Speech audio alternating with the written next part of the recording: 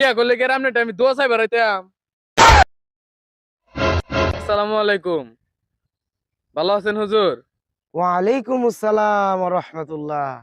আলহামদুলিল্লাহ বাবাজি ভালো আছি। হুজুর আমনের আমি মসজিদে যাইতে চাইছিলাম। আপনার একটু খুব একটু গুরুত্বপূর্ণ একটা আলাপ ছিল। তা কি কইবা বাবাজি কও?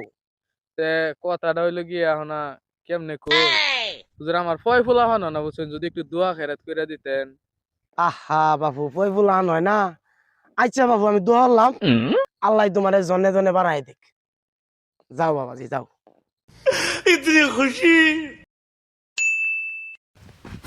দাঁড়ান হুজুর।